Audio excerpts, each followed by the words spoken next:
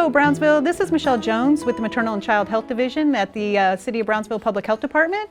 And this segment today, we're going to be speaking with Reymundo Garza. He's a peer dad with the WIC program. Hello everyone. And our topic today is we're going to talk about the Peer Dad Program, and we're also going to talk about father engagement within the family structure and how that supportive nature is really important. So, Reymundo, would you like to tell us a little bit about the Peer Dad Program? Sure. Started out 2002. The basis of it was a survey was conducted between WIC mothers to basically find out what was the reasoning behind them not choosing breastfeeding. One of the main reasons was a father not being supportive. So that's where I come into play. So we do counseling for fathers, one-on-one.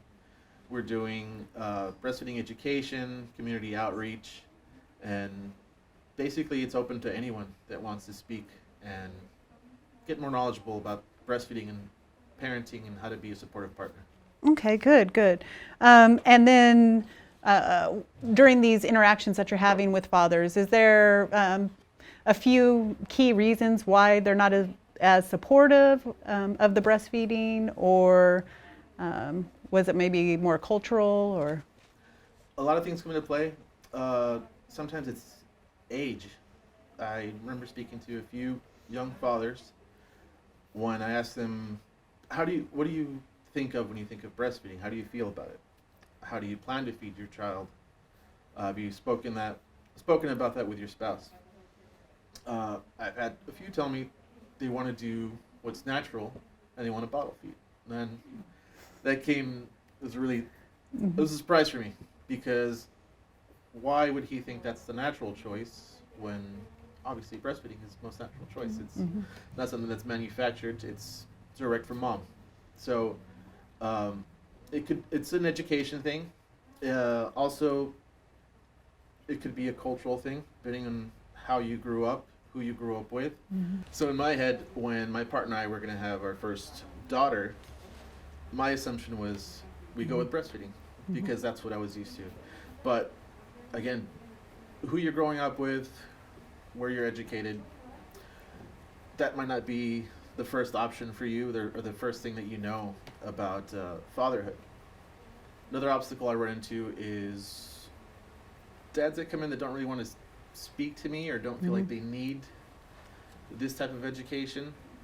It could be this kind of machismo thing, where in a culture you grow up and you're known to be the breadwinner, and don't really think those responsibilities belong to you. And it's really good to try and get into their state of mind and figure out what makes them have that, brain path into thinking like that, and how they can break down that barrier and be more a part of the process of parenting, instead of just being on the sidelines and letting mom take care of everything. And also, when you're part of the Peer Dad Program and you're doing some of that counseling, oftentimes it's not their first baby. So do we also, when you're discussing these topics with the father, also talking to them about how to facilitate or help care with the other kids while mom's trying to breastfeed, or how to incorporate the children into helping mother? And I don't like for them to feel left out. So since mom can be busy with baby, you help out mom with the breastfeeding. You spend more time with the first child, and I even like to get the child to participate. So let's say, hey, you're big brother now. Help me get these diapers. Baby needs a change of clothes. Things like that. That way they're not kind of left to the side. And it can be issues with children. They can start acting up, feel left out, and including them in the whole family process and the process of breastfeeding gets them familiar with the process of breastfeeding, so it's not this weird thing when they're growing up. And they also grow up with those ideals that okay, breastfeeding is what mom and dad did, this is probably good for my children.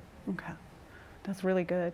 And when we're having these conversations, we talk about the participating, but do the fathers ever get curious or have a concern that breast milk isn't as good as formula? I see. Yeah.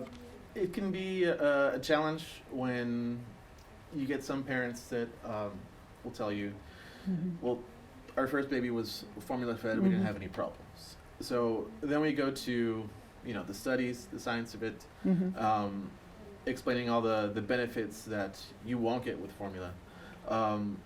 One thing that I like to point out for fathers, since most of us are, are the ones that go to work, that breastfeeding is free. Yeah. There's not a worry about having to, do I have enough money for that can of formula that the baby's going to need? It's always readily available. You don't have to warm any bottles. You don't have to clean any bottles. Always perfectly ready to serve whenever the baby needs it to get in better health. See, I like that because I remember I took a peer counseling class with Carmen, and she had told me, think of breast milk as every time the baby latches on, it's placing an order for the next one. Right, so it knows, exactly. do I need more vitamin D, or do I need more fat, or do I need more water? And the next feeding, it's made specifically for that order. Exactly. Yeah, that's the beauty of it. Let the natural course take over. You don't have to worry about, say, does this formula have like omegas and all the different things that a baby will need. Mom can supply that.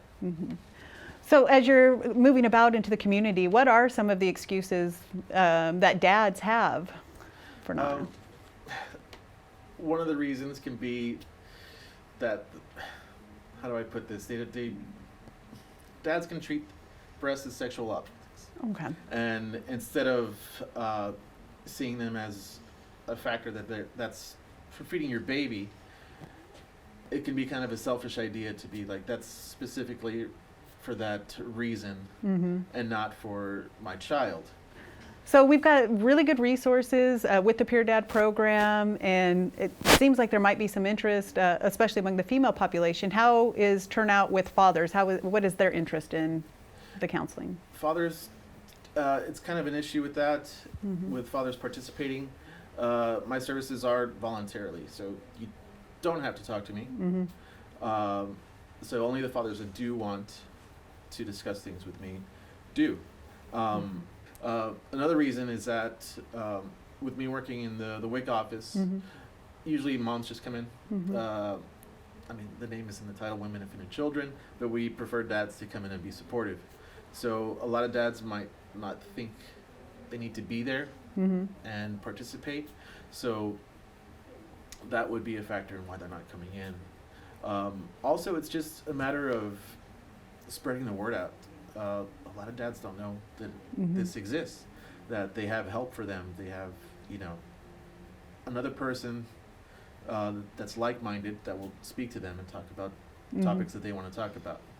But there's a group called RGV Dads that I like to let my fathers know that are really enthusiastic about parenting to join. We have weekly Zoom meetings, and it's just a place where dads can go and just ask away, let everything off, get everything off your chest, and just be with other people that are, that have a really good mind about trying to be the best dad that they can be. So thank you so much, Reymundo, for coming in and talking about this wonderful topic and trying to get our dads engaged and letting our moms know also that you can encourage your husbands to contact Reymundo for this and get that whole supportive system going. In addition, you can always give him a call, and you'll see the number on the screen. At the Peer Dad line. Anybody can call anytime you want. Fantastic. My name is Michelle Jones. I'm with the City of Brownsville Public Health Department, Maternal and Child Health Division. And we also want to thank our supporters, Breastfeeding for a Healthy Brownsville Community Coalition. And we'll see you for our next segment.